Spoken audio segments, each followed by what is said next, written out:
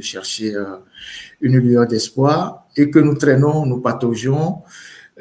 C'est l'occasion de saluer tous nos devanciers, tous ceux qui se sont sacrifiés dans cette lutte-là depuis le 5 octobre.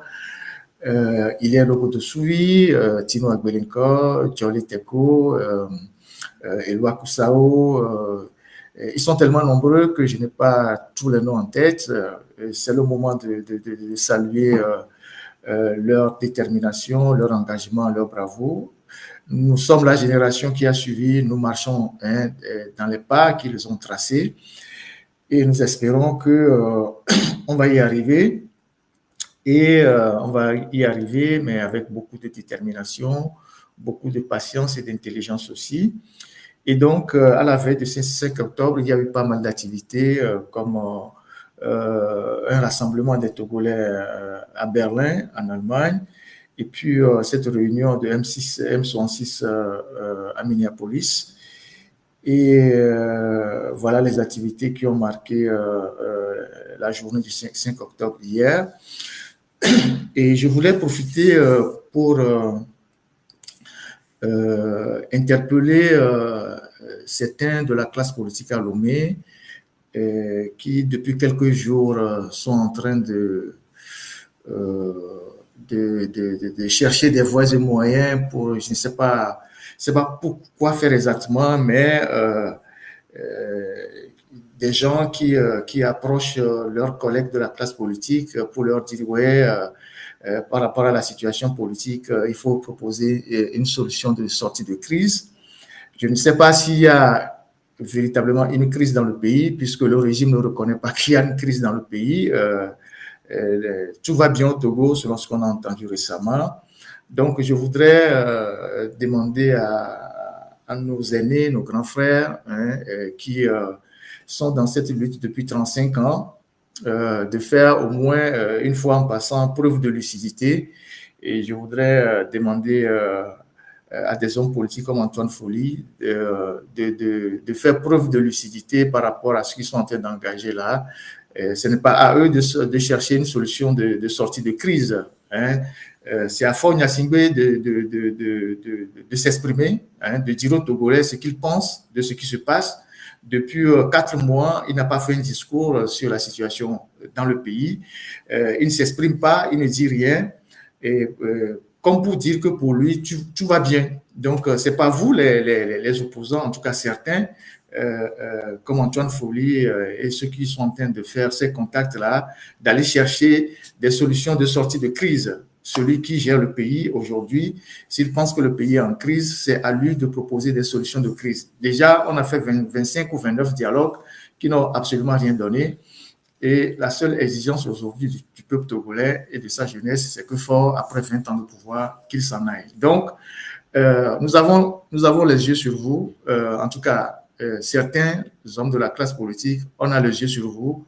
Vos petites manigances-là, si vous ne le faites pas attention, on va vous dénoncer sérieusement. Donc, voilà ce que j'ai à dire par rapport à ceux qui sont à Lomé et qui pensent que, bon, il faut encore passer par des voies détournées pour aller faire des dialogues, je ne sais pas quoi. Autre information, hier, il y a la police qui s'est présentée chez Amron, hier, je pense bien hier samedi, ouais, à 6 heures, pour lui demander de débloquer ses téléphones. Donc, de débloquer ses téléphones. Depuis qu'ils l'ont arrêté, ils ont gardé les téléphones à la DPJ et visiblement, ils n'ont pas pu les débloquer. Donc, ils sont allés chez lui pour lui demander de débloquer ces 2 téléphones. Ce qui a été fait, et donc, les téléphones de Amron sont dans la main de la DCPJ. Et ces téléphones ont été débloqués. Amron lui-même, il a donné les codes, ils ont débloqué les téléphones. Et donc, si vous êtes des gens qui aviez des contacts avec Amron à travers ces numéros, ce n'est pas la peine de lui écrire. Ou si quelqu'un vous écrit à partir des numéros de Amron, sachez que ce n'est pas lui. Il n'a pas les téléphones avec lui. Les téléphones sont dans les mains de la DCPJ.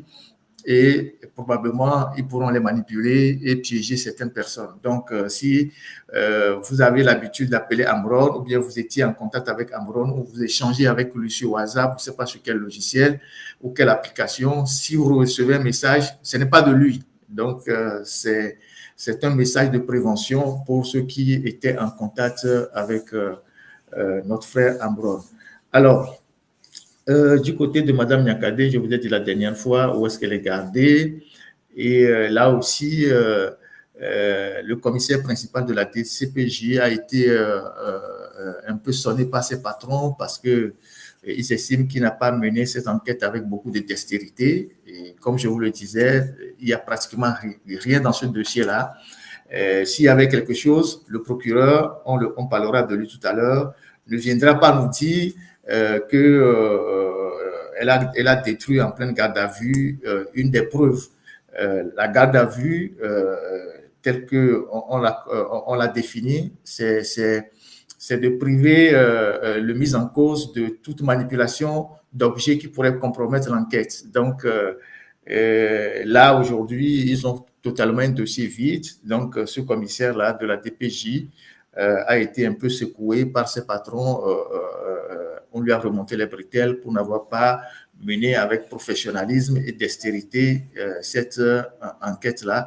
Vous voyez, quand on veut noyer le poisson et quand on choisit les gens pour faire ce sale boulot-là, parfois on tombe sur des gens qui n'ont pas suffisamment d'expérience dans le faux. Et finalement, le dossier manque totalement, présente des failles énormes. Et je peux vous assurer qu'aujourd'hui, ils n'ont pratiquement rien contre cette dame-là, à part peut-être ses discours, bien ses sorties, ces tribunes qu'ils veulent exploiter, peut-être contre elle. À part ça, ils n'ont rien de sérieux contre cette dame-là. Alors, je vais vous passer... alors, j'ai vu sur les réseaux sociaux, les gens disaient que le CHU Campus est en pleine rénovation et que c'est une prouesse du gouvernement, machin. En fait, le CHU de Kara et le CHU Campus de Lomé étaient prévus pour être rénovés depuis fin 2000, en tout cas 2023, sur le financement de la France. En fait, c'est l'État français qui a accordé, je pense, c'est un prêt ou un don de 103 millions d'euros, environ 70 milliards à l'État togolais. Il y a 2 banques françaises qui ont été sollicitées pour financer la rénovation de ces hôpitaux-là. Il y a la Banque publique d'investissement de France, BPI, et il y a Natisys. Natisys, c'est une filiale de la BEPC en France. Ce sont ces 2 banques-là qui ont mis cet argent à la disposition du gouvernement togolais, et la convention avait été signée en mars 2023 par Mme Chrysoula Zakarapoulou et M. Mejiawa, et c'est une société française qui a eu le marché pour la rénovation de ces 2 hôpitaux-là. La société s'appelle Ellipse Project, dirigée par M. Stéphane Terranova, pour rénover ces 2 hôpitaux. L'objectif est de relever le plateau technique, d'augmenter les capacités d'accueil et de régler les problèmes de conduite d'eau et d'électricité. Donc, c'est une rénovation financée par la France, je pense, sur la base d'un prêt. Donc, vous pouvez retrouver ce projet-là en ligne. Alors, il m'a été rapporté que depuis que nous avons commencé par dénoncer l'état des hôpitaux, qu'il y a des vidéos qui circulent, au CHU Sylvane Solintio, ils sont en train d'installer les caméras partout pour voir qui sont ceux qui filment, ceux qui font les vidéos de l'état de délabrement des infrastructures dans les hôpitaux. Ils ont commencé par mettre des caméras un peu partout. La question de savoir si c'est la pose des caméras qui est la priorité aujourd'hui ou bien si c'est la rénovation de ces endroits délabrés. Vous mettez des caméras dans un hôpital où les murs sont crasseux, il n'y a pas de peinture, il n'y a pas de siège, il n'y a rien. Mais l'argent que vous débloquez pour poser les caméras un peu partout,